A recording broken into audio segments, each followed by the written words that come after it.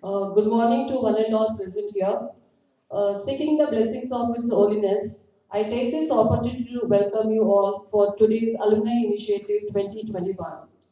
It gives me an immense pleasure to extend a warm welcome to our own alumni of this institution and also today's speaker, Mr. Shashank Nagesh, who is the co-founder and CEO of Webtrigon Technologies Private Limited. I once again welcome you for today's session on debunking relationship. Now I request our HOD to welcome you.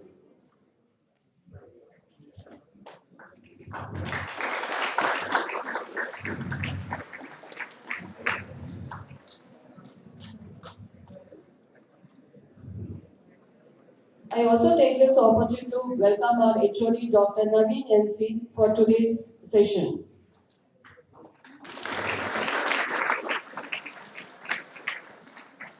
I also welcome all the teaching and non-teaching staff members for today's event. Last but not the least, I welcome all the first-year students for today's session.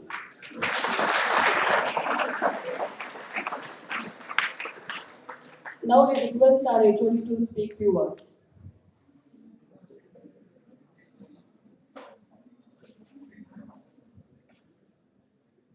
Very good morning to all of you.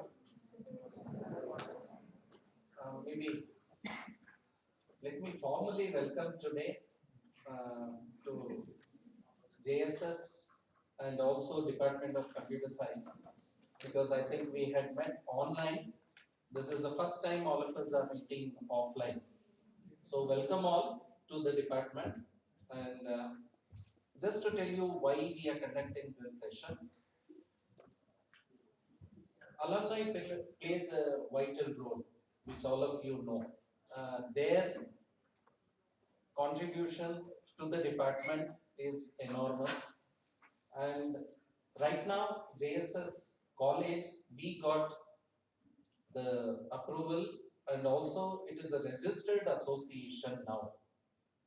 And as a part of this, we planned activities where alumni will come because they will know what exactly the industry needs are. So just to give intro about Mr. Shashank, he is from 2012 batch or 11, 2011-12 batch, and he is an entrepreneur running his own company. And his contribution to the department, he was our department advisory board member, and we have an MOU from his company, Webtrigon, from the department, and he has given internships, conducted seminars, and anytime we request him to do activities of this sort, I think he open-heartedly come help us in conducting these type of activities. And thank you from the department, Shashank, for all the support that you are extending.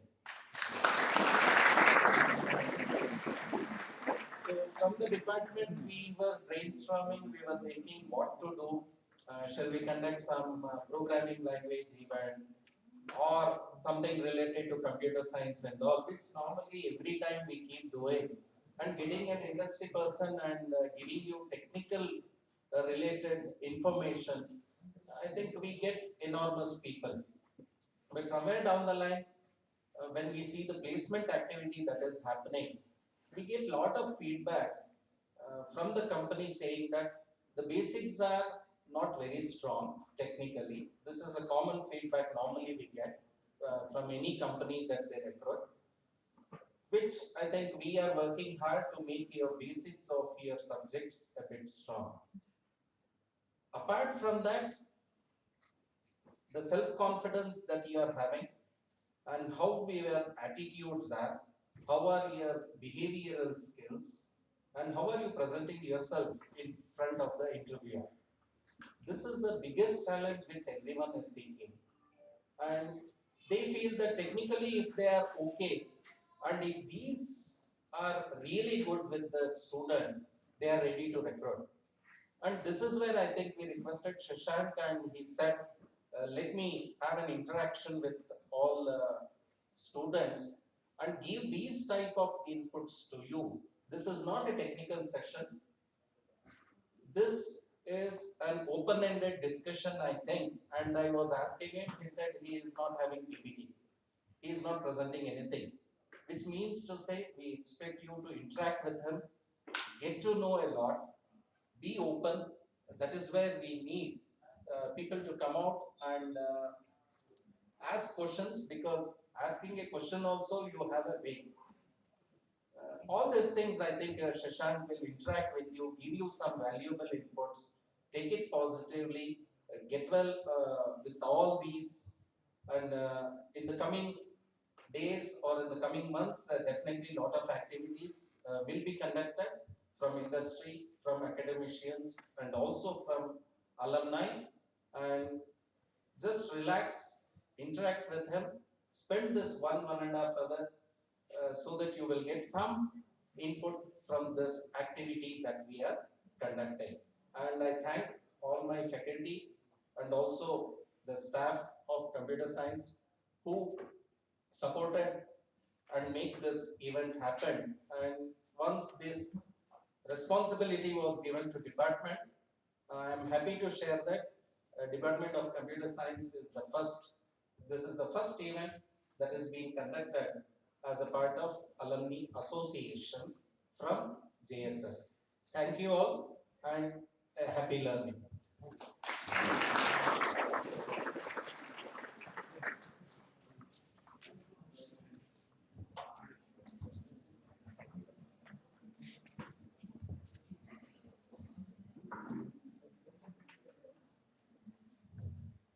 Thank you, sir. Now I request Shashank to take over the session.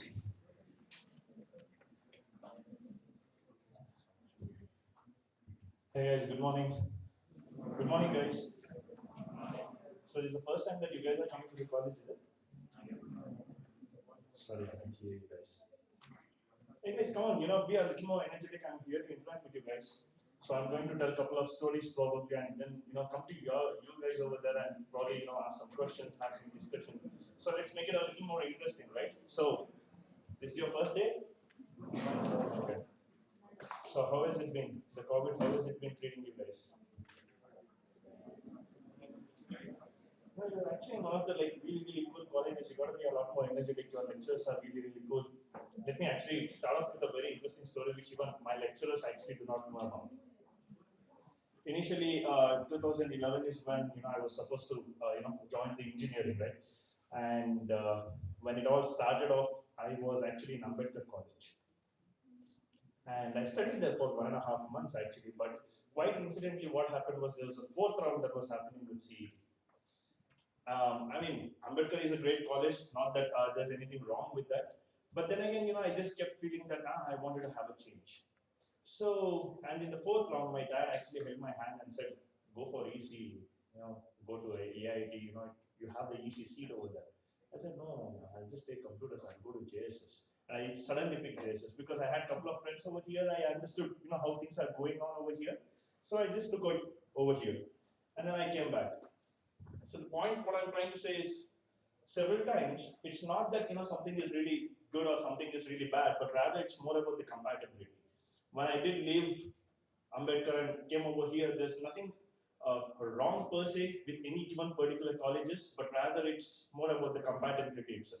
So I would like to talk more in terms of compatibility and how we as humans, we need to communicate a lot more and understand what sort of relationship we need to get into.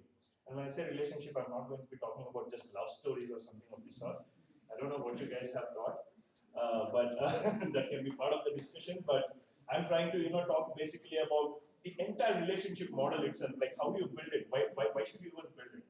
And I was very specifically, 1.5 weeks back, ma'am called me and she said, "Hey, can you actually give a seminar?" I said, "Okay, there's this demo happening." I was actually talking to this huge MNC company as well. There's a huge lot of stuff happening. So I was really busy with that. So I said, maybe I'll contact you in the coming week.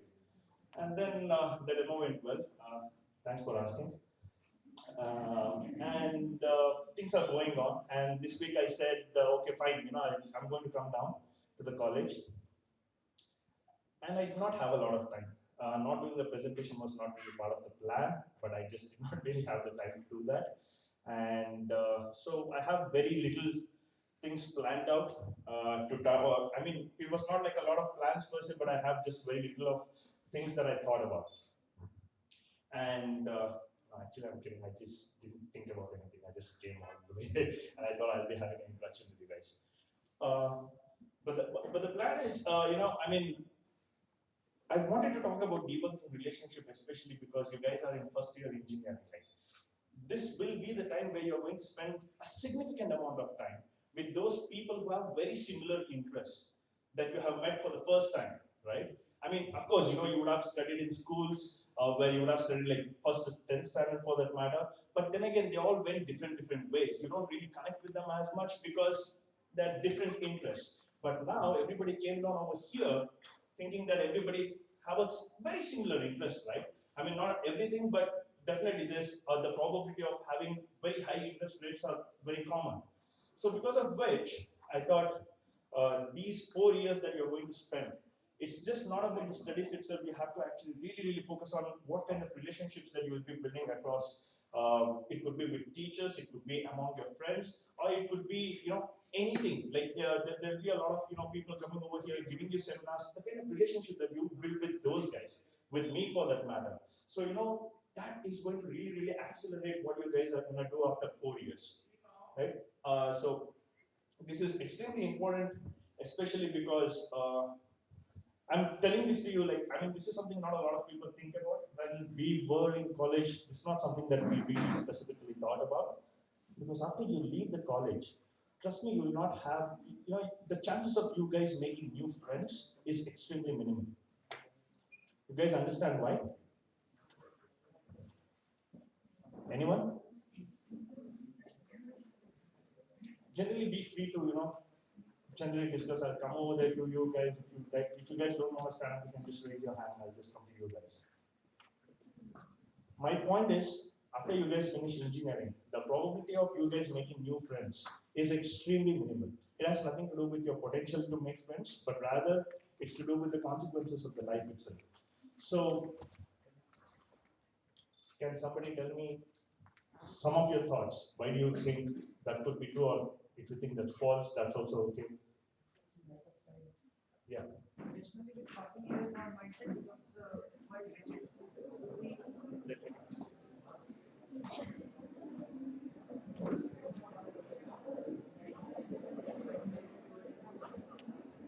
with passing years, our mindset becomes quite rigid. So it is a very tough for us to accept any kind of change. For friendship, we need to change and adjust ourselves up to, according to someone else a bit. That doesn't happen when we leave the college of for example, when we are kids, we make too many friends. Like first or second standard. No. First or second standard, we had the entire class was now the case is that we have a group of 4 or 5 friends. Further we go at higher levels, we'll have a group of 1 or 2 people, I guess, whose compatibility will match, whose wavelength will match with us.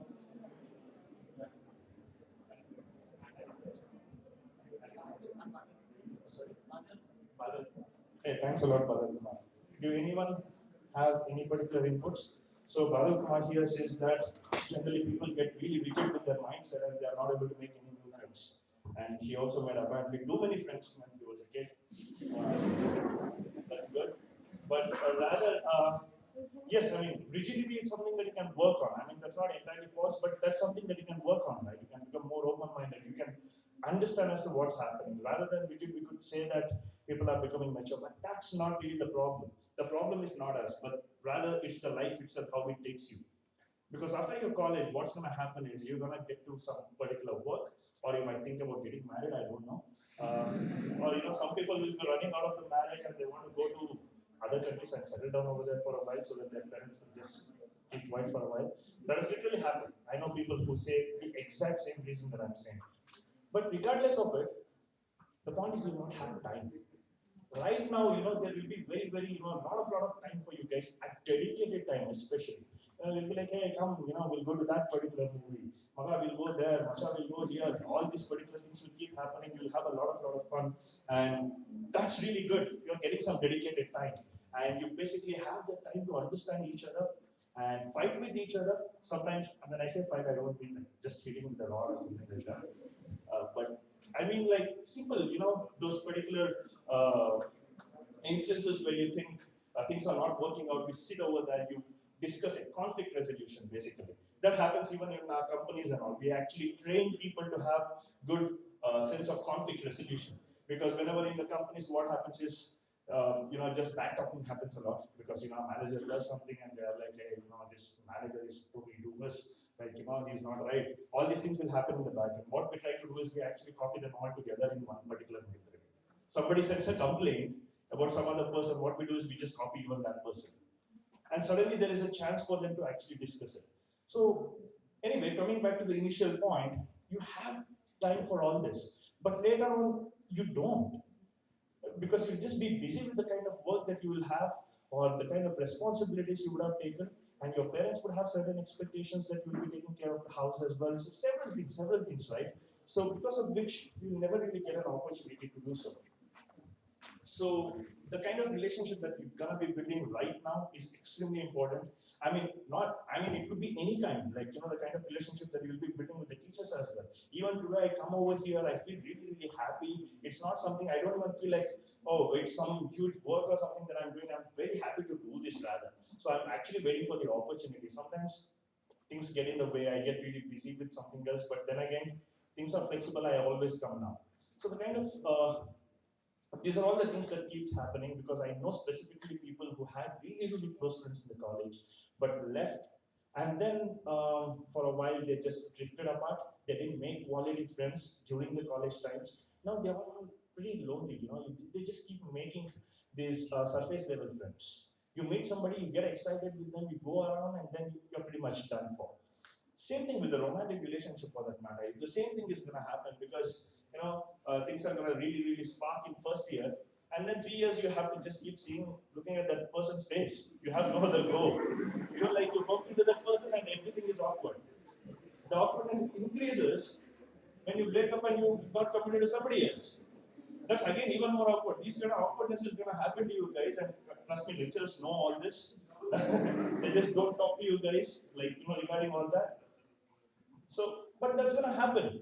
But the idea is to basically make sure that how you are going to build the whole thing. You need to have some kind of basic principles that you have set up for yourself.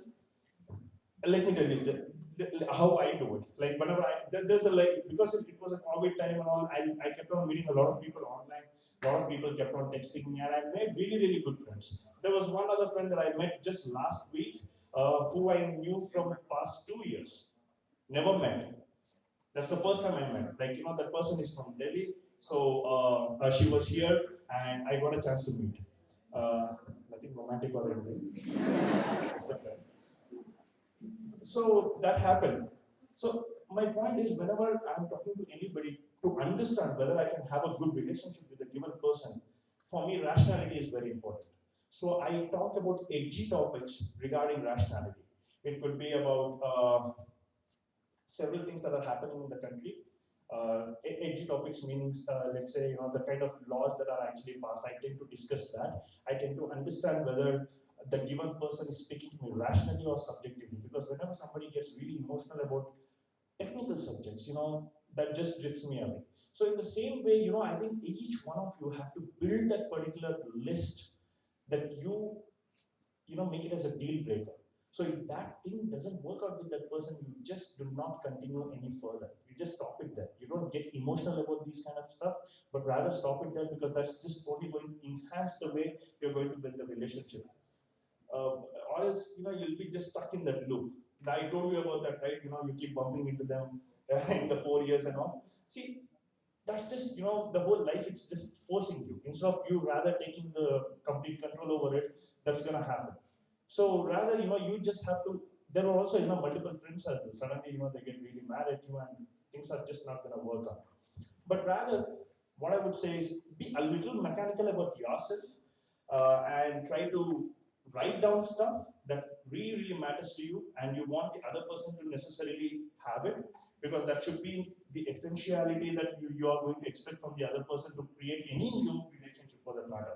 So that is the kind of relationship I also have with my lecturers for that matter. So I basically, I mean, they've been really cool, and I've had a chance to discuss a lot of things, including my personal life for that matter, and that just feels very comfortable for me. I don't feel left out. I don't feel awkward. Nothing of the sort. But that happens only because you have certain core principles of yours matched up with theirs, right? So, being said that, how many of you guys have actually, made really good friends, best friends, and I'm hoping that you guys have actually sat together as well, right? So, how many of you are really, really confident that this particular friendship is going to last for? I'm not trying to bring any fight in between you guys. That's not my intention. I'm just trying to understand as to, how do you evaluate a relationship. I'm basically trying to understand that because I need to get some external reference, right? So, how many of you guys do you really, really think that you're gonna be like really best buddies? We're gonna always go out, we're gonna have chai together, all that kind of stuff. We're gonna get beaten, we'll get beaten together, we'll go to movie together, we'll train together. A friend of mine, I used to come to internals, and I used to have like not that much of a excitement to write the internals. I used to keep working, and he used to just turn me around. I used to go. That's Alumni. So he's my best friend, also the co-founder of the company that we have.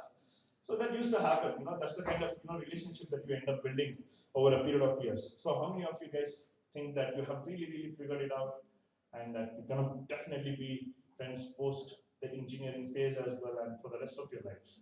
You feel that? Like, what is the kind of evaluation process that you guys have? Somebody from the girls side, I'm okay. Actually, just Bharat Kumar just answered.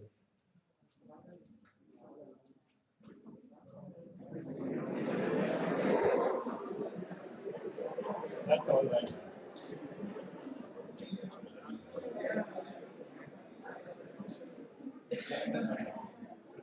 I'm from Patna, and And your name? I'm Amrit.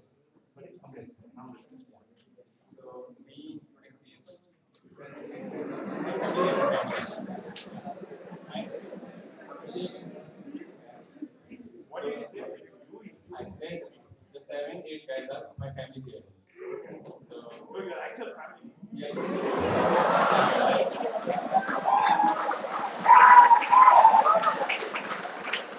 not like that. My family is getting Patna, but I came here alone. It's not getting So first, all so they are my family here. So I would be connected with them for 4 years.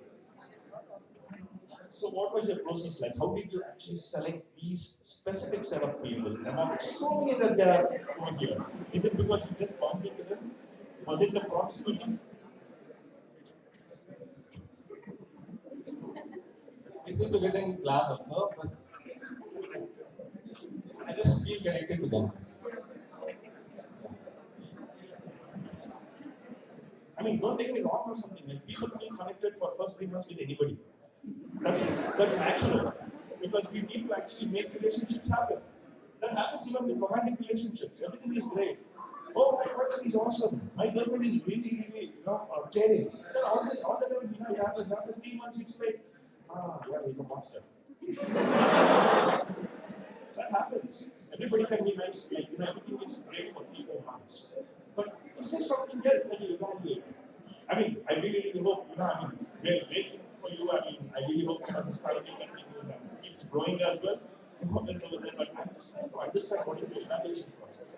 Is there something? I mean, she seems a little more excited, so anything else? Why is your rest of your family backside? Your home city is in Patna, so they side. I did commentary exam to get admission in Bangalore.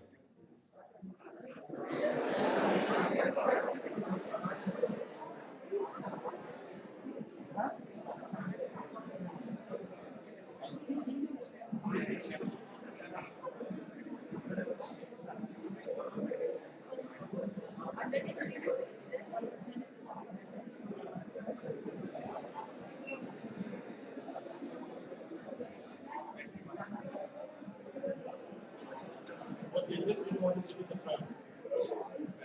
Some disparity in the family. That's all. Hey, thanks a lot. Amrit, right? Thanks a lot. So, but you still didn't tell me any kind of evaluation process as to how you understand. You just told me that these are the people that I connected with. I get the vibes.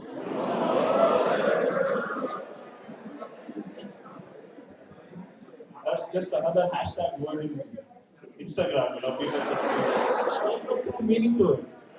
Everybody has used this so much, it can mean anything. So anyway, congratulations to you guys that you have created a family.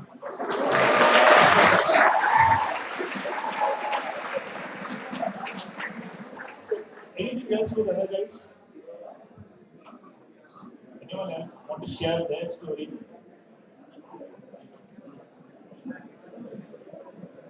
No one?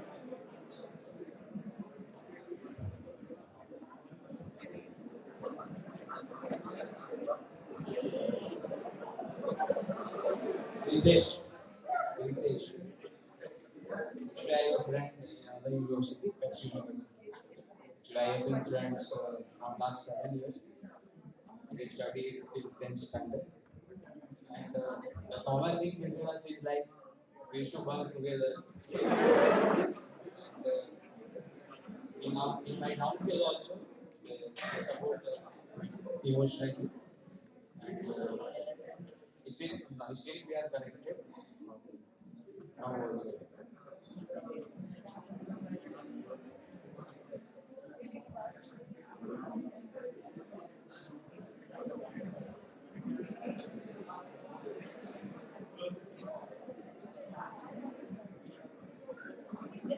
Now also it's a busy life for him also.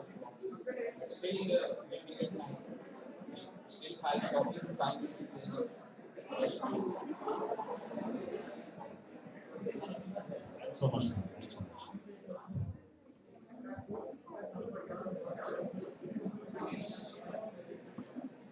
So lectures have made it really busy for you guys here. You just said that you're really, really busy and still you somehow make time.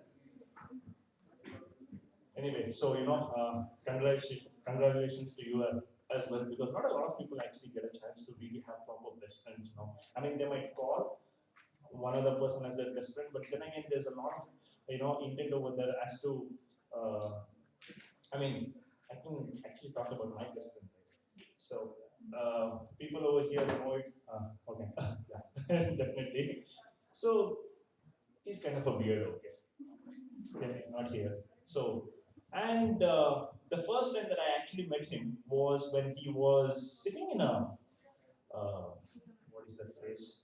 There was this eye surgery place. Okay, he was sitting over there, and I went over there to just get a normal checkup done. Still didn't have glasses back then, and then just went over there, and he was also sitting with another friend of mine who I studied with during my PU days. And I asked him, like, I have this guy as my friend, like Advait. He has this long hair, and by the way, now because of COVID season and all, he has enhanced it all up until here. I'm not exaggerating this, but girls, if you see it, you will definitely envy it because that guy has never actually touched oil to his scalp ever. He never maintains it, but he has such beautiful, long, straight hair. And all of my female friends as well, they keep looking at his picture and they're like, we gotta maintain so much, and what the hell is wrong with this guy? How does he just have it? So anyway, he had that hair, and I thought, and he also had black glasses on, and he used to wear that when he came over here for first semester. So I think some teachers might actually remember that. And I felt, okay, what is this guy doing over here with this kind of like? Okay, I just asked my other friend, so what's happening? So he said that this guy actually stabbed him into my eyes. And I was like, okay, he already looks weird enough, and over that he is also kind of a felony. And I asked, like, what happened? Apparently, these two were having a conversation. Advait basically said he kept calling his name, and this guy did not turn. Since he did not turn, he just put a knife near his eyes and called him again. And he turned, he did not really stab through or anything, but he's an exaggerated person, so he just created a whole new drama for that. But anyway, that was when I really, really got a chance to meet him. And then the next thing that I know, we were in the same college. I had no idea. I came over here and he was in the same college, and he thought I was just some weirdo waving at him. very start because he cannot remember faces too well at the start. He needs to get used to the faces. So that's when things all started up. And the company that we started, we were just sitting in the terrace. It was 2013, and we just had this spark of idea, and we just thought, okay, we're going to do this, and we're going to start working together, and we're going to start a company once we graduate. And that's when things all started off. And by 2015, we had registered the company as well. So ever since, every single day, I mean, we work together, yes, but we have compartmentalized our lives such that, whenever I make him a, official call, I always call him through a separate, our own built platform, or else the normal call automatically means that I'm doing a personal call. And we end up speaking for 2 hours every single day without fail, very easily. 2 hours discussing as to, what things happened, what's happening in the country, what's happening in your head, all kinds of crazy stuff. And that's how, things have come along up until this point. So, and I also have made multiple other friends where I actually quite regularly meet them, and we go to gym, we go to badminton, we play together. So there's just this, huge relationship build-up that is going to happen over a period of years. So firstly, I would definitely strongly suggest that you actually have that sort of a deal breaker list. If this is going to happen with this person, you're just going to immediately stop talking to them. Not stop talking to them, but basically you are not going to continue being like the way that you are, because you don't want to become emotionally vulnerable with people who do not care about those emotions, right? You got really emotional. All right. Okay. No, I actually got worried about you. It's okay. You can look at your mobile. Uh, so that's the thing, and same thing applies. I mean, when you have really, really built this relationship, it's gonna definitely help you even after your college times, because these days are going to be around you even when you're going to a new job, or when you're actually trying to pursue ms, genuinely not running away from parents posts or anything of the sort. So every time they're going to be there, so that's something that's very, very important. And just as how in a normal friendship, whenever you're making these particular friends, you don't force anything, right? You don't just decide that, hey, you are my best friend today. You do not appoint them, right? Do you? It just happened naturally, organically, right? You just did not have that particular eureka moment that, okay, oh, he's going to be my best friend, she's going to be my best friend. But rather, it just built over a period of time. You had several things happening around you, and only then did you actually realize that. But it's kind of the opposite with romantic relationships, don't you think so? Almost immediately, it's decided that you're boyfriend and girlfriend, and suddenly things get really, really complicated. There is no phases, there is no organic. Suddenly you get close, you text a little more closely, and you're done for. And then you're already dreaming about babies, where to actually build your property, how you're going to become grandparents. A lot of these particular dreams are. I've been through it. I wasn't the active part, but the point is I've been through it. So, and a lot of my friends too. Things get too serious too quickly. A lot of people are smiling. Has that happened to you guys now? Has it? Hey, speak to me, guys. Are you guys deciding with each other, hey, should I tell it or not, Macha? It's really secret. I haven't told my other friends yet. You do? Anyway, let's not bring it out. It's alright, you can keep it inside. But that's again something, you have to just make everything grow organically. Let's say, example, like, let's say you're going for a morning jog or a walk every day at 6 a.m. And suddenly I bumped into you, and we went out for dinner, and you slept very late. Okay, what's going to happen in the morning? You're going to still wake up, you're going to be a little lacking sleep, but you're still going to wake up by 6 and just go, right? Even if you did not wake up, it's still going to, that's just going to basically wake you up out of the bed, because you just can't sleep after that time, because it's a habit. Whereas relationship is totally the opposite. Don't make that a habit in that particular fashion. You have to make it organically grow, rather. It shouldn't be that, hey, if this is what is going to happen, this is what we just are going to continue that. No, no, no, you cannot do that. Why? Because whenever you make it as a specific habit, like for example, I don't know if you guys have heard these particular comments as well.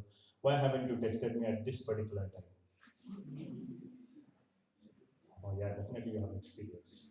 Uh, so that shouldn't be that particular kind of a habit. I mean, I'm not saying people shouldn't be having traditions. It's the same thing. It's not like, I just came along and told my teachers that, hey, I'm going to talk to you after I become an alumni as well.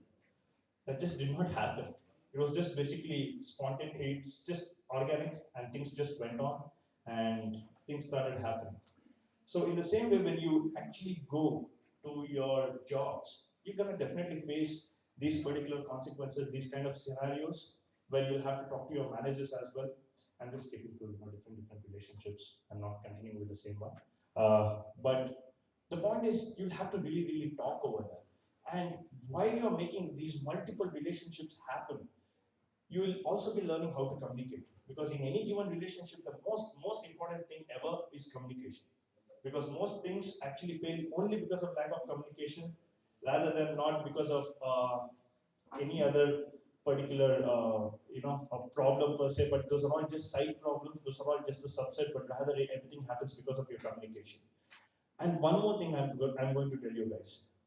I'm pretty sure a lot of people would have told you this as to how you basically make you talk to people who are necessarily good, bad, right? And same thing with romantic relationship as well. Like, a lot of my friends are getting married. The first thing that they say is, "That person is really good." I'm like, "What is good? How do you define good now?"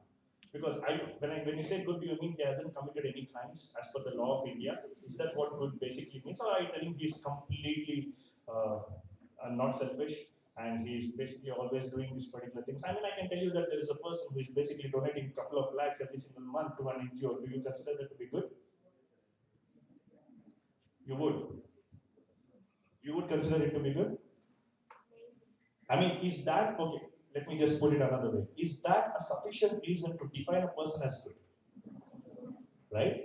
I mean, that's a good act. Okay, that's a nice act. I mean, even our ministers are doing that, right? Everybody does that. I mean, Facebook does that. Facebook is donating a lot of money because they why? Because they get tax rebates. They basically show up in the media, right? It's important. Every given company does that as well. But rather going to the initial point, uh, for a relationship to be great, you don't you the essential information that you look for is not whether they're good or bad, whether you're compatible or not. Whenever people tell me that, hey, he's a very good person, I'm marrying that person, I'm like, that doesn't matter. Are you compatible? Because two really, really heinous people can be great in a relationship. There have been such instances, right? There have been people, that is what you call basically a partner in crime. So two people can be completely notorious genius and still have a great relationship. So I would say just don't go behind goodness because you cannot really define goodness. You can just pick out those particular characteristics that are compatible with yours, that basically aligns with your principles, something that you can go along with, and that is something that you should totally look out for. But rather than that, if you just go around the societal structure, what it has created, what you're gonna do is you just are going to be the sheep in that movement. And you'll be just stuck over there. And what most of the time what's gonna happen is we all have these particular ambitions for happiness. We want to do several stuff XYZ. We have our expectations up high. What's gonna happen is then people say that, oh, the reality hit hard, and and that's not how the practical life is, and things all went a little haywire. So right now, I'm happy, they say. But rather than actually reaching to this particular height, what they basically did was lowering down their expectations. Because your brain doesn't want to be feeling sad because it's just not good for it. It just doesn't like it. So it wants to feel better about itself. It always recreates memory as well, for that matter. In the same way, you just basically what you do is lower down your expectation so that you don't feel really sad about what you are doing. But trust me, those things, whenever certain people are saying, no offense to them again, but they might have failed selecting a right kind of a relationship, or a right kind of a job, or the right kind of anything for that matter. The point is that the stakes are high. Whenever you have too much ambition, you need to also take too much risk, right? The next company that you actually get into is not going to be the greatest company for your life. I mean, if you want to go into Google, are you really putting in that kind of an effort to really reach that company? That is the question. Same thing again with relationship as well. You know, I mean, these days everything is about swiping left and swiping right. So, are you swiping enough left to really meet the person that you want in your life? Or are you just looking at how attractive a person is and then you're just swiping right? Because that's what happens most of the time. That's what the kind of information that there is online. That is what attracts people to go over there on the application and do the activity that they are doing, right? So that's just not enough incentive for you to do it. If you, I mean, again, I'm just mentioning it as a reference because a lot of my friends are actually getting married, you know, now. So they just have these particular things. Hey, yes, Shashank, you know, yes, I really wanted to, you know, meet a guy like this, meet a girl like this, but I don't think that's gonna happen. But you know, you just have to work on the relationship later on, right? That's what the life is all about. My God, that's not actually true. Rather, you have to be working on the relationship before you even start one. That's where the work is. As to how much you actually swipe left. How long did you actually swipe left? Are you really, I mean, if you are actually basically thinking of having a friend of a very, very high quality or having a partner of an extremely high, you know, let's say you have different ambitions, so that person should be X, Y, Z, different variables that you have set up as well. You're not computer science, right? Okay. I mean, variables basically you understand. Anyway, you have all these particular expectations, but are you taking the same kind of risk? Are you basically ready to risk staying alone throughout your life? End of the day, to meet just that particular person that you want to meet, or is nothing else? If you do not take that risk, what happens basically is you get distracted, and then you're done for, right?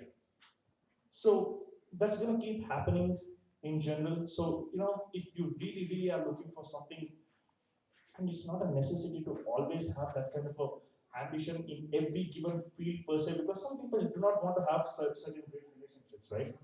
Like, I want to basically tell a very small story quickly, and I want to see as to what you guys are going to feel about it, whether it is right, whether it is wrong, what should be done, because I think we have covered a little bit of premise.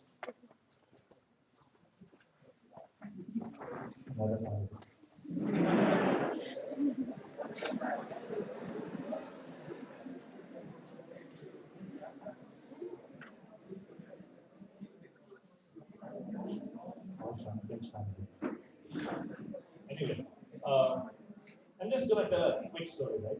So, you know, one of my friend called me and told me it's a she. She said, I've been dating this person, but I think it's just my fault that things are just not working out. I said, like, okay, why? What's your fault? What happened? Like, I just am a little moody and I just don't give enough attention and I'm not putting in enough time for the relationship, and hence things are going a little haywire and things are ending. And I asked, so you think it's your fault? And she said, yes, yes, you know, I'm actually not at all talking to the person. And that's just, you know, on me and cannot really, you know, blame the other guy. Let's just end it over there. So, any thoughts on this? Is this right? Is this wrong? Do you have any particular uh, other things that you would want to add to this particular story? I mean, I'll tell you what was my response later on, but I just want to understand, like, how do you evaluate such a situation?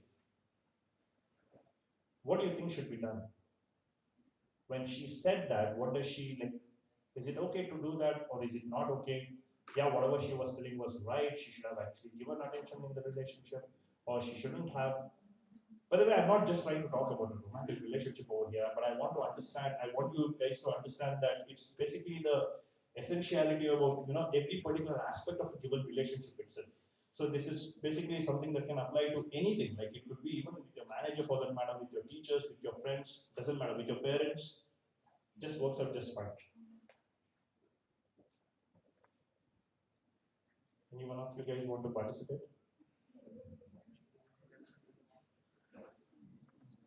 You all are close friends?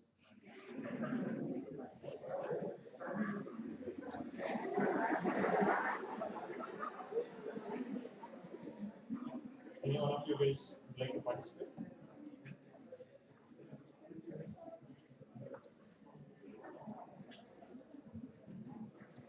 Leader of the family? No, something you guys want to basically allow.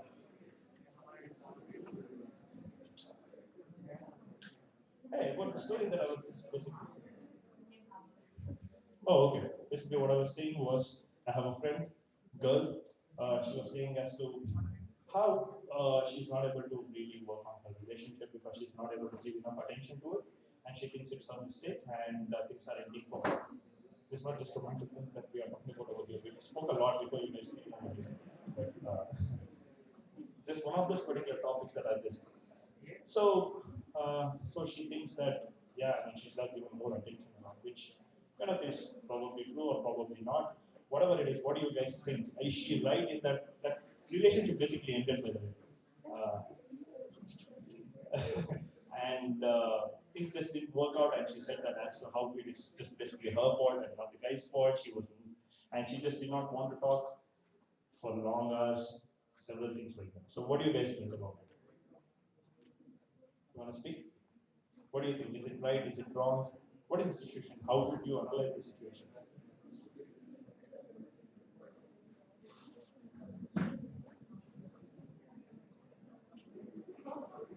She's looking. Hey, anyone? Actually, even lecturers can participate. My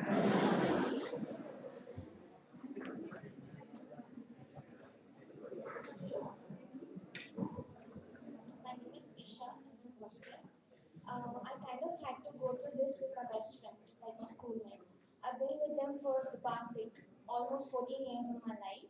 And then there was a time after 10th where I was in like in state of mental state where I did not want to go out or be with people.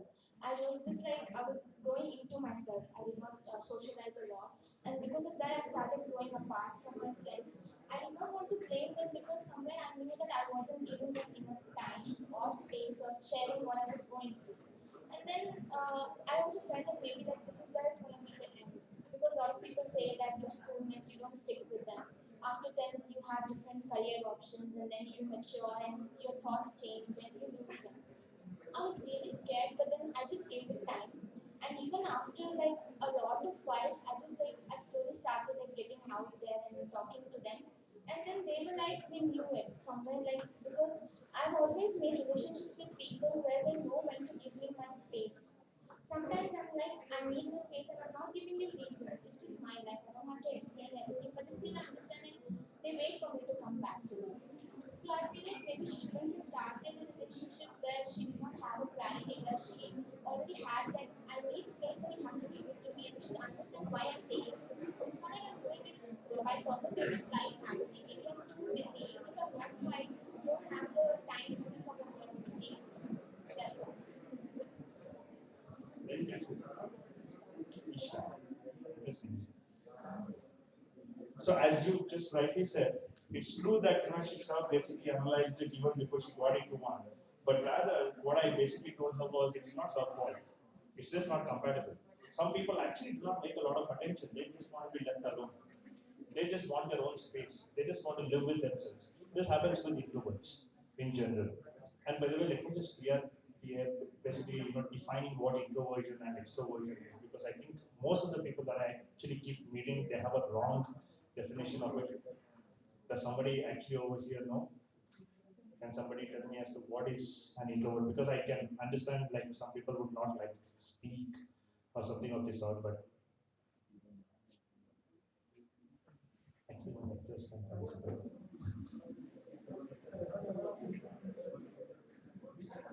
Anyone? Anyway, let me just define. Uh, Basically, whenever a given person loses energy while being around a lot of crowd, is an introvert. It's nothing to do with shyness, by the way. And even an extrovert can be shy and timid. That's just it. And whereas an extrovert, when he or she has a lot of people around that person, they tend to gain energy mentally, like not recharging. They get mentally recharged.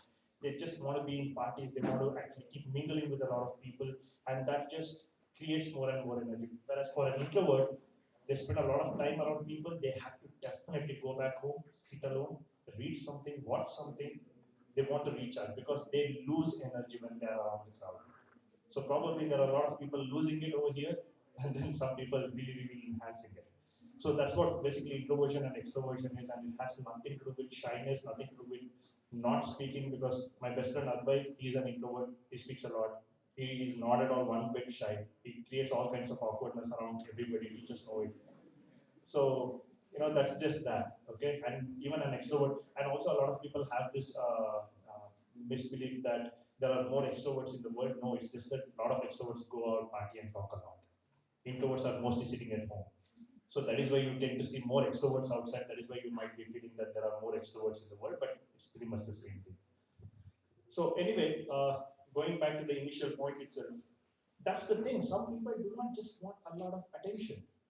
You cannot just say that every given relationship needs that amount of attention, because there are a lot of people in my life, for that matter, where I speak only once or twice in a month, or maybe in 2 months, and we just gel along just fine, because they just don't want to talk as much.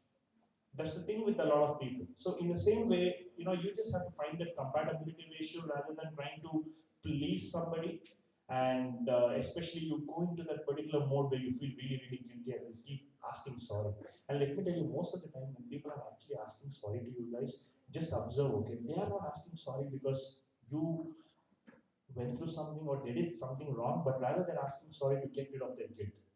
It feels really sad or really bad that you did something to somebody and that it keeps hurting you, right? So rather, you just have to make sure that whenever you're apologizing, you're actually apologizing for your own action, but not just for how the other person is feeling. That should not be the essential item, but rather the essential thing is to basically make sure that you're apologizing because your action was wrong, not because somebody is feeling bad. Because there can be really, really sensitive people who might feel bad too easily. That doesn't mean that you should just go apologize, right? And there will be some people who are generally, pretty hard about a lot of stuff. And just because they are generally cool doesn't mean that you shouldn't apologize. Because that can easily happen. Because they are generally chill, they are laughing it off. Doesn't mean that you shouldn't apologize to them. So rather try to understand about those particular things as well. And and I would like to basically ask you guys if you guys have any particular questions. I think you might have to know that. Huh? Okay. So if you guys any particular questions, any particular interaction, I would be happy to take it, and we can actually have a discussion. It could be about anything. It could be about not just relationship per se. It could be even about your studies and how you are doing things.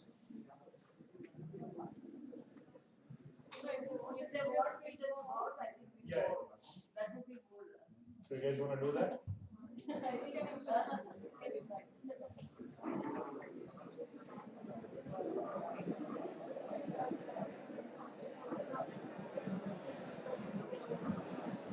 Lecturers are really cool, right? They give up personal space. So just bring me as a friend, like, if there is anything, be it romantic life, be it your friends thing, and any particular theories that you guys have, just talk to me. I would like to, interact with you guys. Anyone?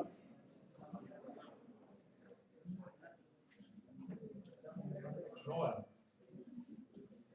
Come on, guys, ask several questions. A lot of people. Okay. Just don't go back to chit chatting. Please listen to what she has to say. I want to ask about the difficulties that you faced during your startup. I actually I don't know. I have like some ideas, but I need some information. She doesn't have anything to do with the relationship. She wants to ask as to how it started. So I'm going to share that. So initially, we had an idea also. Uh, what basically happened was in 2013, I generally am pretty much a person who can easily interact with other people. I just started making a lot of network and I found clients, and we were already working on different technology. We wanted to create a news website and all, and that was just the initial part of the idea. And then by 2013 end itself, I already had one client, uh, which basically was a daughter company of Microsoft. So those guys already had something, and they had no idea that you guys were still studying. They actually thought I was 30, 35-year old. I still am not. They were like pretty excited, and later on, after all the discussion, after everything was done, just before we have to do the agreement, they were pretty startled that okay, you guys are still studying. So, and they do not actually make any contracts with freelancers. They do it only with the company, private limited company. So I said, I cannot do the company right now. I'm still studying. I do not have time for it. This is what it's going to be. And since we were the best among the lot that they had seen, what they did was okay, they made an exception for that. They actually had it passed through the Microsoft as well. And finally, they did take us. And that's when the whole journey started. After that, it's been a roller coaster. Okay, like there's just lot of things. Especially, I basically had a since I said that I had a lot of network and all. I had a complete financial team basically hired, and did not have a lot of money. I did not depend on my parents one bit for that. So basically, we were just working from our places. My friend was just working from his system, and I was working from my place. And for almost a couple of years, I used to take about 500 rupees, 1,000 rupees per month just to make sure that I'm not, depending on my parents. So that just happened for a couple of years. And things were pretty hard. Like the whole experience itself is, firstly you have to really believe in that product. Can you really believe it in the product is the first question, and how much confidence you have in yourself to make that happen. You gotta be like absurdly confident about yourself. When I say that, I don't mean overconfidence and just being, out of your head kind of a thing, but rather I'm saying that you have to basically assess the situation as such, and you should understand anything that you do rationally, especially you can be really confident.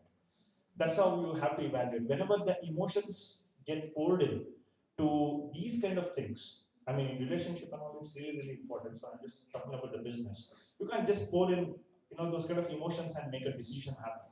Rather, you have to basically understand what the market is, how the market is, feel the market, and then basically make those decisions, right? So that particular point will be very important for you guys. And if you are looking to make a startup and all, just make sure that you can do it even if you are just doing it alone. And if you are going to do it with a friend, be extremely careful because it can easily ruin the relationship as well. I've seen that happen with multiple people.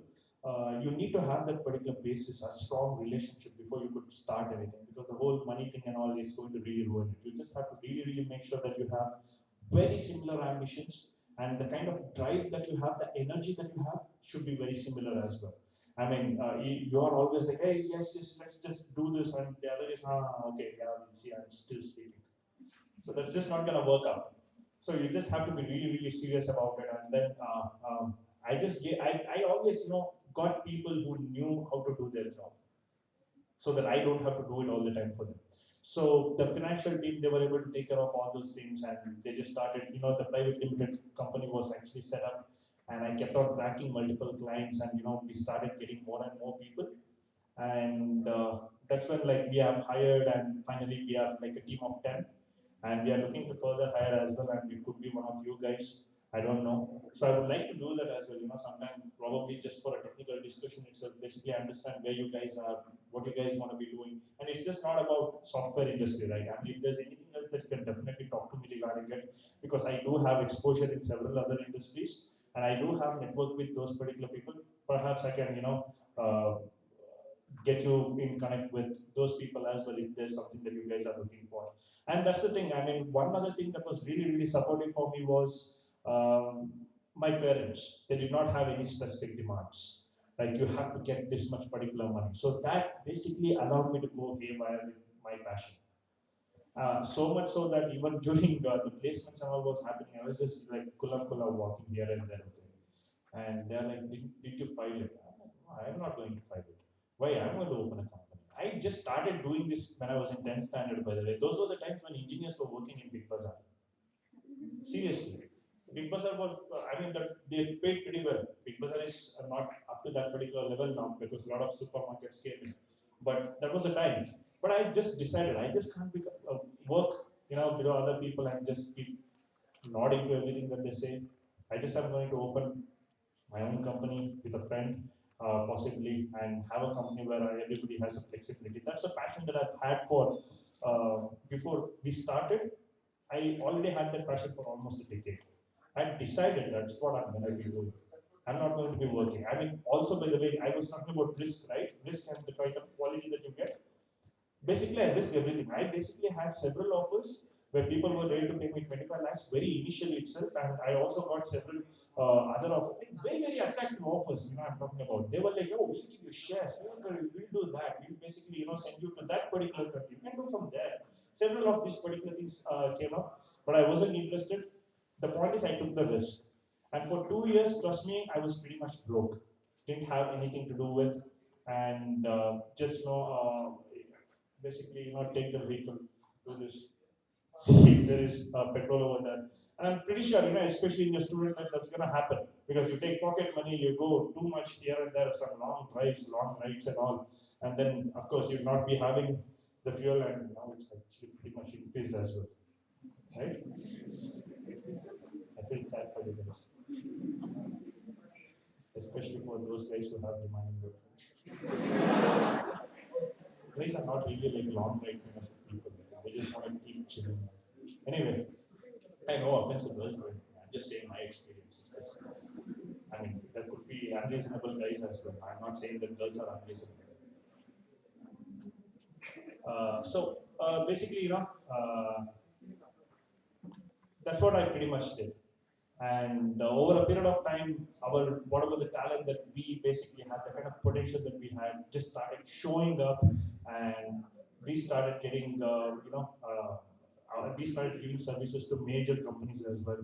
The another company that I was talking about, the demo and everything, that is actually Tech Mahindra, and we have worked with on the sidelines of Walmart, several other people. We are just working alongside, but that's again not something that I would want to be doing all the time. Servicing itself is not something that I want to pursue the whole time. We are actually developing products as well. So there are several things happening. So I have my own set of passion. That's another thing. If you are really passionate about something, you just have to really, really thrive. Just don't give any particular attention to what other people have to say. Because trust me, my dad, as much as he was supporting, he used to always tell, "Hey, why don't you just go work and get some experience? Do this MBA, do that MBA." And trust me, right now, I keep meeting a lot of people who have done MBA. Not that doing MBA will basically lower your brain power or anything, but they are really, really stupid. They just don't understand basic math several times, and they don't understand statistics. I'm like just always blown away. I'm not talking about people who have MBA from some college. I'm talking about IIM. I'm talking about topmost institutions. The point I'm trying to say is if you are not passionate about something, if you are going to do studies or do any particular thing, just for the sake of it, it's just not going to work out for you guys. And when you do it because you are really, really passionate, it works out. It doesn't matter how great an institution is. If you're not interested, things are just not going to work out for you guys. So alongside, I also started my own personal brand as well. I always wanted to do that. I wanted to be on media. I wanted to do a lot of things. So I started even blogging. I have my own YouTube channel where I started blogging and all. I even blogged for continuously for 150 days or something, and then I stopped it over there. I have like another season that I just created and I kept it over there. Basically, the things that I always wanted to do and I've been doing. So if you want to be in that particular position where you have to do, you should just understand that road is going to be tough. The road is basically made tough by the people that you think are really, really close, or probably is close, because they keep talking about how society is going to deem you, how society is going to treat you. It's just really, really sacking for them. I mean that's the kind of society that we are in. We just have to cope up with it and do something great. Like it's really difficult for them to just go out and say, yeah, my son, he did engineering. He's just walking around. He says he's doing a company. I don't see anything. Because when you say company, people automatically think about a physical space. There was no concept of we were working from home. All these particular things were not there. It was all about having actual physical space. Do you have a team? Do you have that team? Do you have this team? That is what it was about. The same thing. It's always going to be there. That pressure is going to be there, and that is why you basically will have to always rebel. There are no parents or no teachers here, so always rebel. Okay, it's very, very important. If you are extremely ambitious, then be extremely rebellious. or else things are not going to happen. No matter how supportive your friends are or how supportive your parents could be, but still shit is going to go down. They are just going to say in nicer. Where other people probably are telling it to you a bit more bluntly, but whereas your parents will be like, oh yeah, everything is fine, I totally trust in you, but just try this, no? They're like, oh yeah, everything is cool, but I'll not do that, no? You just say that, okay? Just be rebellious. Don't do it.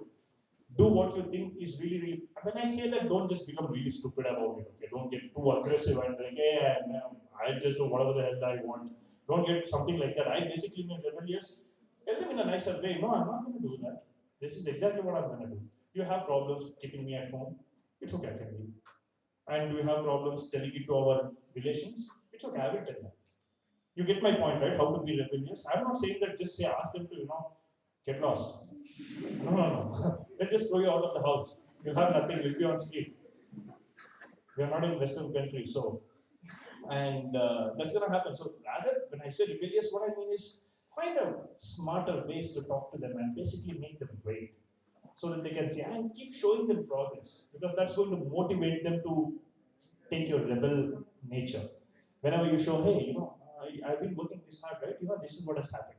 Trust me, when during that particular time we were working and all, I pretty much didn't go anywhere out of Bangalore, nothing at all. I was just for 3, 4 years.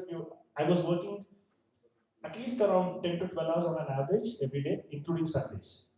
Okay, that used to happen. So, and there was several days we used to generally work for 16 hours. That was not uncommon. Okay, that was pretty common. But if you have to take an average, it used to be around 30 hours.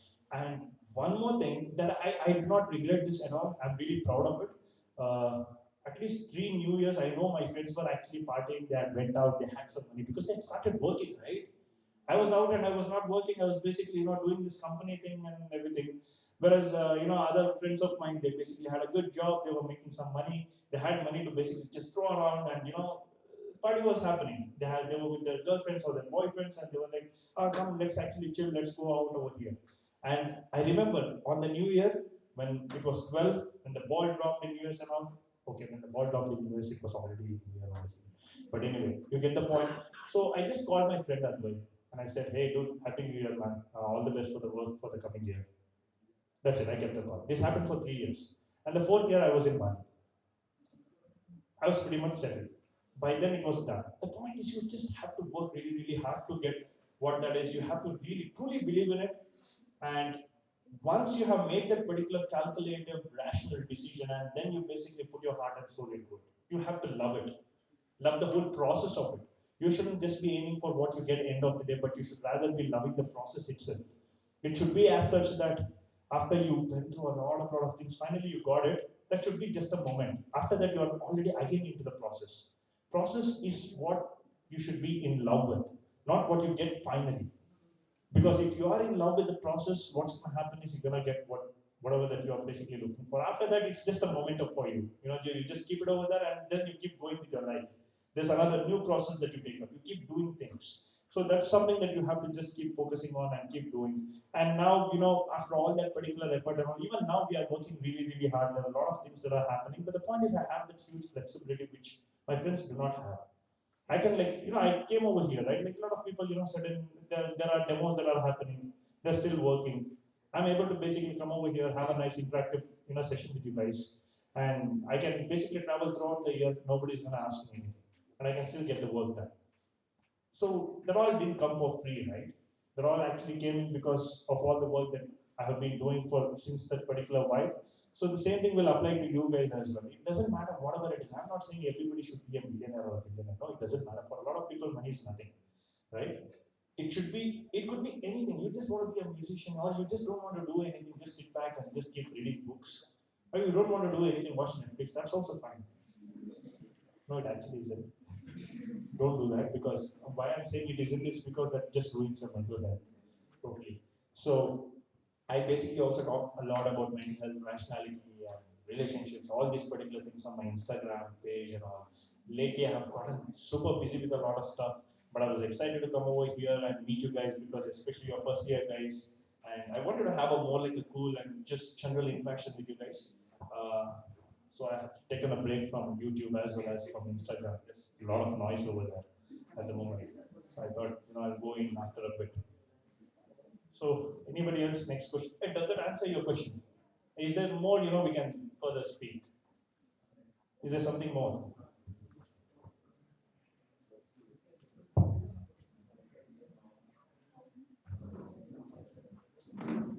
You can call me Shashank. Then sometimes we won't get a chance to pursue our passion. And sometimes a few people say that interest changes and we can build interest. Do you really believe that interest can be built by our will? Means, or sometimes we have interest in 2 or 3 fields. How to find out that what we are really interested in? You just have to dip your toes into it and basically experiment. There's no way. I mean, trust me. Whenever people say that, hey, just do this, you're going to get interest. That's not going to work out. Parents are going to tell you that after 5 years, that just get married, then love will happen. Not gonna happen. You just get used to it, the whole drama. That's not gonna happen. So you just have to when you feel something is interesting, just get into it. Just start doing. I would say. I mean, there are a lot of people who tell me several things. Okay, I keep having these interactions. Some of my friends, for that matter, not even like really juniors or something. They're like, Macha, you know what? I think I really like guitar. I've always liked guitar. I mean, do you have one? Hey, no, I'll take one later. But I've always been like, if you haven't like even tried it, if you didn't break the guitar strings, then what are you even talking about? It's not that you have a money problem. Same thing, one of my friends, she said, I really want to pursue psychology.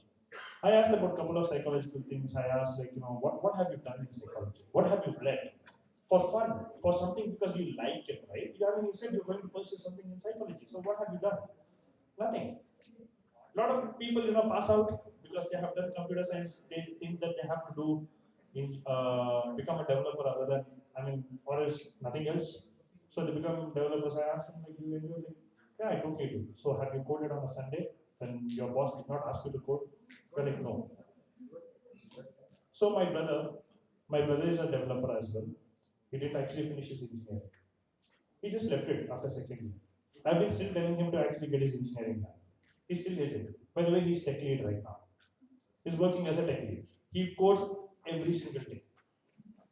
Not just this company thing, he codes his own things. He puts it over there somewhere, and he contributes to open source projects. Are there any like really like I'm a developer, I'm going to be a hardcore developer sort of person here? Like have you guys like someone over here who has coded and done a lot of development activities? None.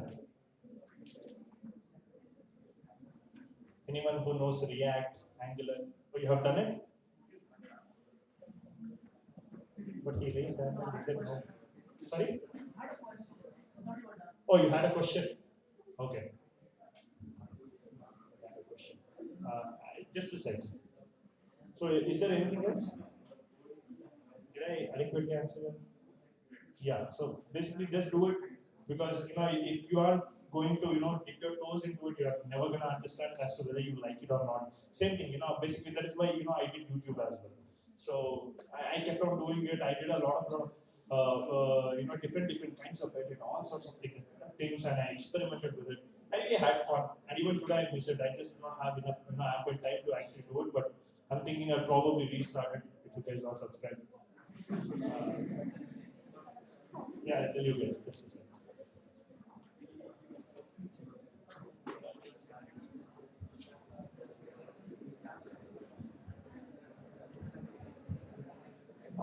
Can you tell us the difference between a deal breaker and a red flag? Usually, when you choose a person you want to be with, you'll have a deal breaker and a red flag. How do you differentiate that?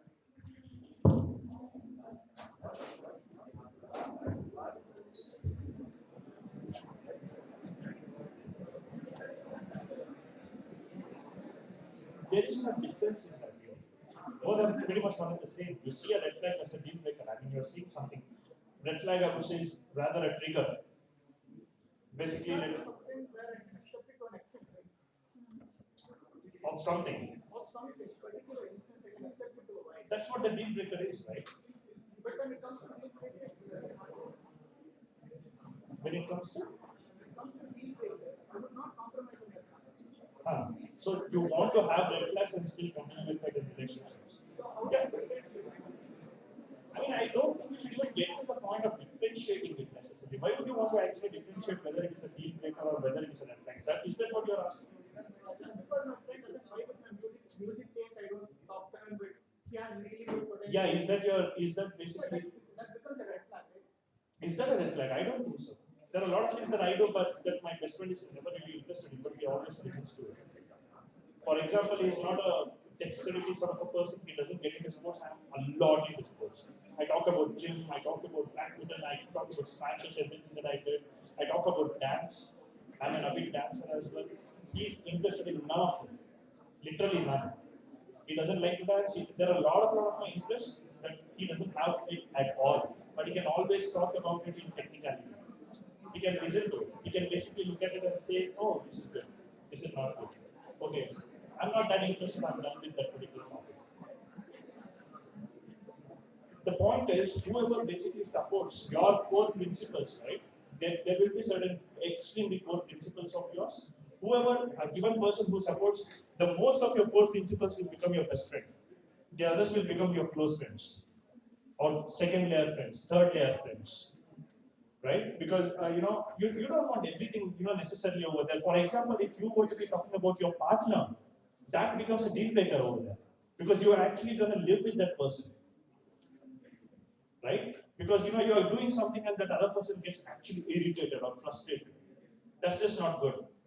Then it's really bad because you should be able to have a living situation with your partner. But whereas your best friend, they don't necessarily have to like everything that you do. My friend doesn't like everything that I necessarily do. We always have a debate. Our debates are in itself is something that we really enjoy doing. We have extremely long debates. You wouldn't believe it. We have had debates that has lasted for 6 to 7 hours continuously, without food, without water, almost. So something like that happens. So you don't have to necessarily have every single person around you who likes everything that you do. That just cannot happen at all. I mean, do you actually like everything about a given person in your life? For example, you pick the person on your right. Is he your best friend? Not exactly. Oh, sorry, I got a crack over there. Anyway, you have your best friends, and I mean, let's actually forget about best friends. Let's actually talk about parents. Do you like everything that your parents do? Everything about them? None of us, right? We always have things that we just don't like it in them. We keep telling them that, okay, you gotta change this. They'll be like, hey, this is what I've lived the rest of my life. Like, this is how I'm gonna be. Who are you to tell me that? Right? The point is, it's not necessary. So when you say red flags, um, I think it's more of a caution. That's actually good. Whenever you see a red flag, I think you have to basically, that's a trigger for you to have a conversation, I would say. For example, let's say I'm this person who is extremely tidy, who is very finicky about the kind of dirt that I see around me, and I'm basically sitting with this friend of mine, and the person just drops something and then starts eating it. Red flag, as you said, right? So now, for one, that need not necessarily be a deal breaker for me, but I need to have a conversation with that person. Hey, you just actually picked up the food that actually fell over there. And I really dislike it. I think that that's completely unhygienic. What just happened? Because there could be reasons. That's the point I'm talking about communication with any given relationship. I need to discuss that. I cannot just assume certain stuff. Even if I do assume, I need to bring it up in the communication. I asked him. He probably says that he was really hungry. He had nothing else. Let's say we did not have money. We were just traveling by the bus and we just stopped over there. And because of which he probably took it. That's fine. That's okay. I mean, basically some person is really hungry and unhygienic is a luxury sort of a thing to actually expect. Everything to be hygienic is a luxury thing to expect, especially in India, right? Everything is crowded, everything is dirty. So that's my point I'm trying to say. Like, if there's a red flag, communicate about it. If it's a deal breaker, then just pretty much end it. Deal breaker, you don't have a lot of deal breakers. There'll be only some core materials. Not everything cannot be a deal breaker. Somebody drops something doesn't mean a deal breaker. If somebody does not like your music, doesn't mean that it's a deal breaker. That would be ridiculous. You lose everybody in your life then. I mean, there will always be even a fan of yours. Like, I mean, you all listen to a lot of singers, definitely, right? Do you like every single song that they have ever done? Of course, you hate some of them. It's like ridiculous. Okay, why did this person even decide to do this, damn music? So that can easily happen. So that's totally fine. So you cannot expect that. Generally, what you need to expect with people is that they understand what you're doing and they're supportive of it and they can help you out. Especially best friends, they will definitely help you out with it. Whether they know the thing or not, they will put the effort to help you out in some or the other way. They are with you. You go on for a band, they may not understand what music you are doing, they don't understand the ABC of anything, but they'll still be over there sitting with you in case if you need them. So that is something that you should look for, and something, the core deal breakers are supposed to be generally minimal but extremely strong. You cannot make everything a deal breaker. So that's something that Westerners do. Seriously, they do. I'm not judging them or anything. They actually do. Speaking out of experience, because everything can become really, really finicky for them, and we generally are a lot more get well going sort of people. We are generally, it's cool, cool, come, macha, let's go. That happens. I mean, including girls. Girls actually speak like that. I didn't know that. So anyway, so is there anything else? Hey, we have more and more questions. Thanks.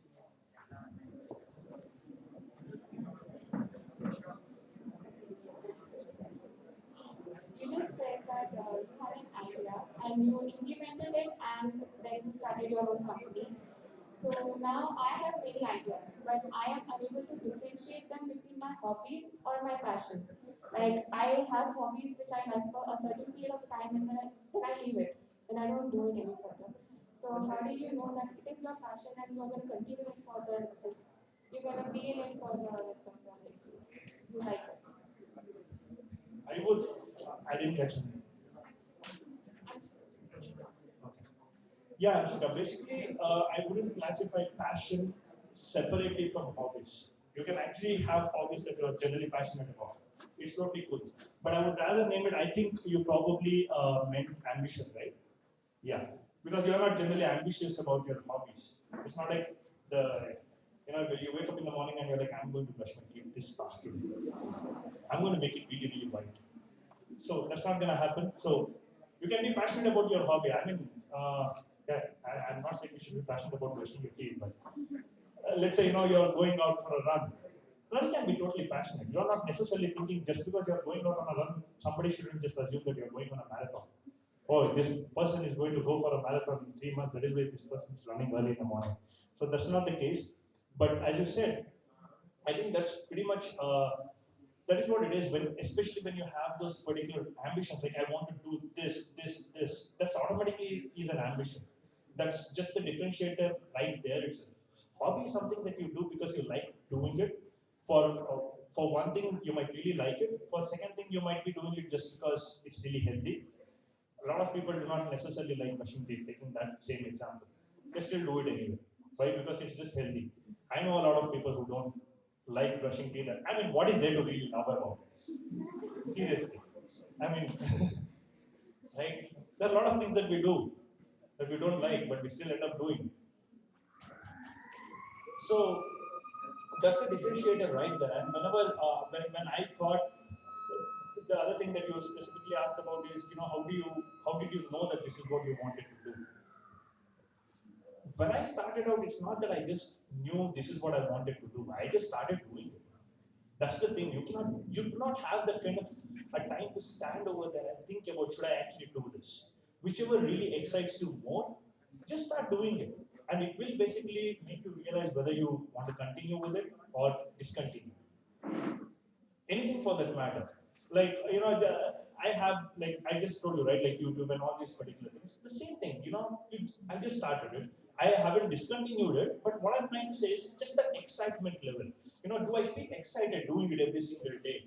And do I feel good? Do I feel like I've achieved something on a daily basis? And do I have a goal? Because having a goal is extremely important. I mean, if you don't have a goal, where are you even going? You just don't know. Like, I keep telling to people that you should always schedule things. Why? It's not that you should necessarily stick with that particular schedule. When I say, I wake up by 6 o'clock and I go to running, doesn't necessarily mean that I have to be all the time 6 a.m. and everything. That's not the idea behind it. The idea rather is it shows us the direction.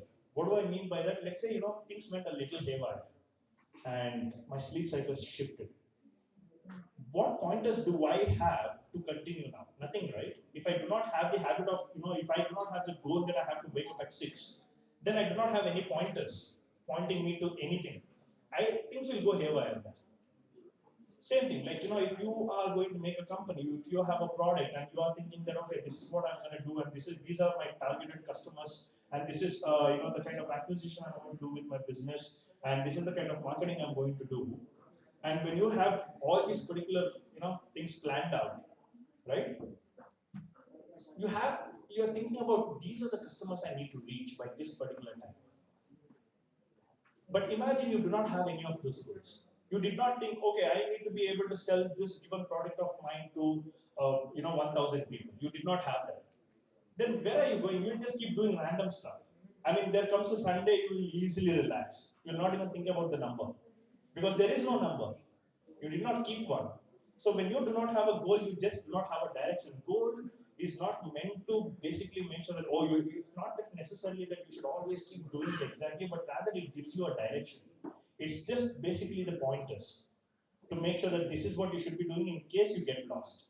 In case, I woke up by 7 o'clock, the next day I should automatically know that I was 1 hour late. Late from what? The marker that I have in my mind, which is 6 o'clock. As simple as that. If I do not have the marker, what will happen? There is no concept of late. I just woke up at 7. Dude, you woke up late today? No, I did not wake up late today. How did I wake up late? I just woke up at 7. But if I have the marker, automatically I know I was late.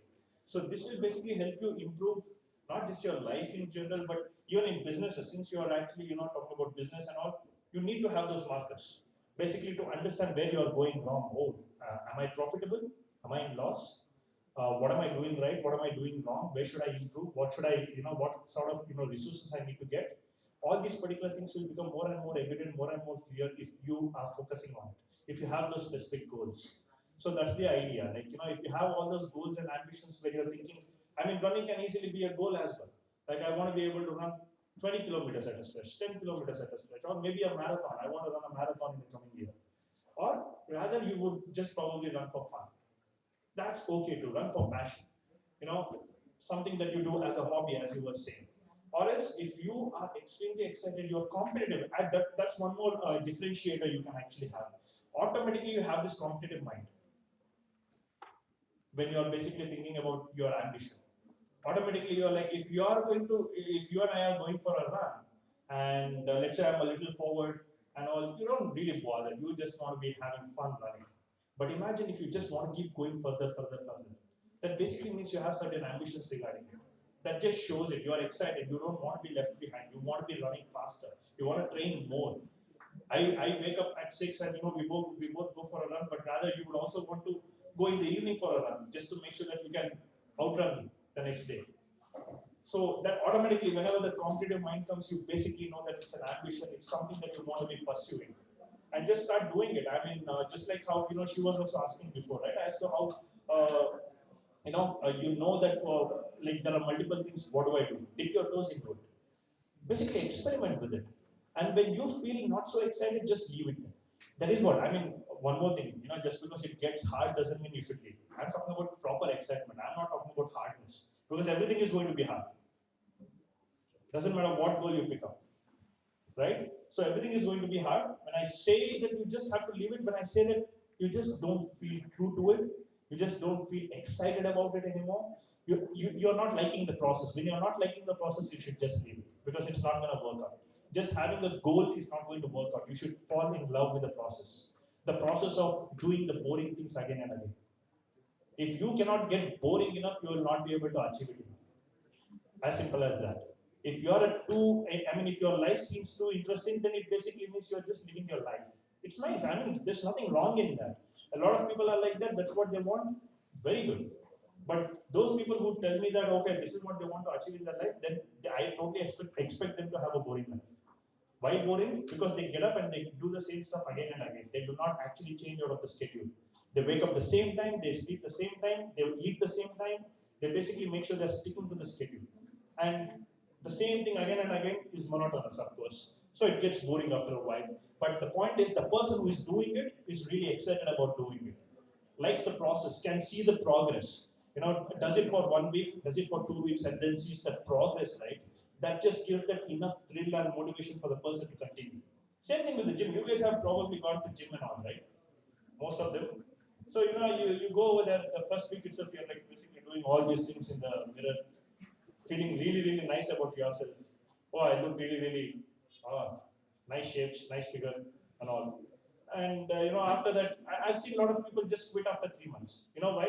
Because whenever you start working out, it basically triggers your body, and a lot of development starts happening in the very early stages, especially to do with the gym and any kind of physical workouts. After that, it hits a plateau. It takes time to break beyond that. They get bored. I am not seeing any particular change now. And after that, if you just leave it, then you just don't like the process, basically. You just have to be in the process.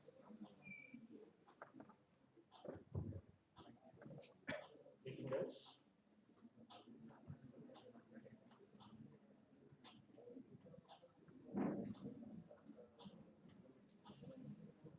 Anyone over here?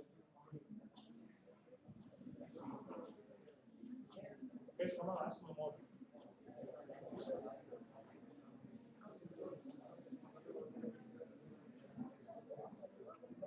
And it's okay if you guys do not feel very comfortable, raising your hand and asking over here. You can just, DM me or something on Instagram. You can contact me, or you can send a mail to me as well. I'll respond.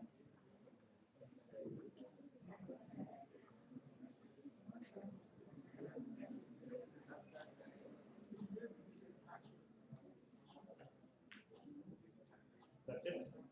Shall we wind it up? Oh yeah. My Instagram is, it's called Raven now. RAVENHAUL.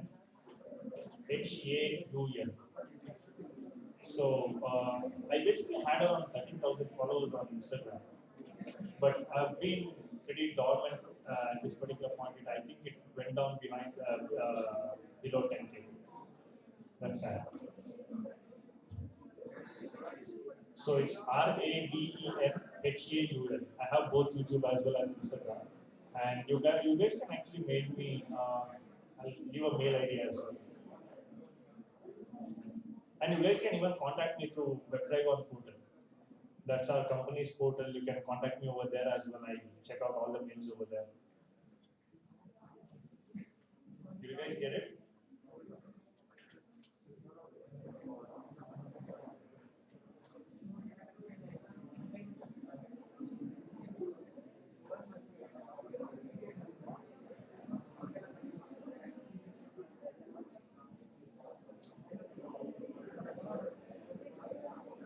So you guys can contact me there, and if there's anything, you can definitely talk to the teachers as well. So I think they'll definitely inform me, and I can come back and we can have a discussion. I'd like to have more and more discussion, and more and more one-on-one and all. So we can probably split the classes and see how things can go.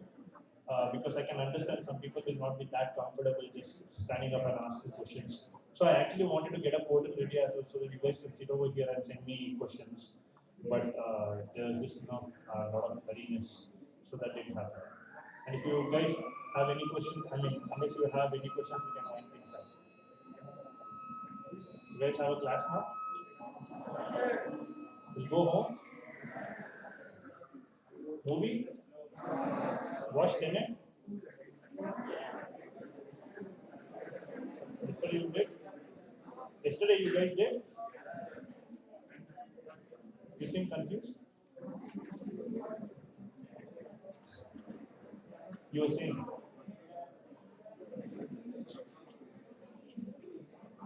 what was it? Nice.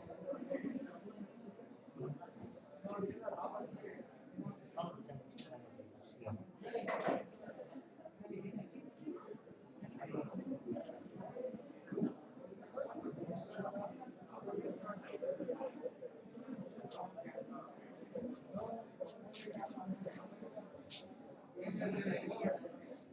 Okay. On behalf of Department of Computer Science and Engineering and myself, I thank Mr. Shashank for accepting our invitation and interacting with our students.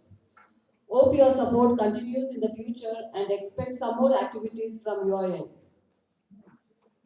I also thank our HOD, all the teaching and non-teaching staff members to be part of this interaction. Last but not the least, I thank all my students for your active participation and make this event successful. Thank you all.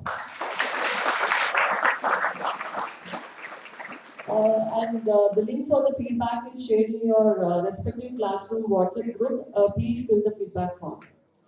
Thank you all.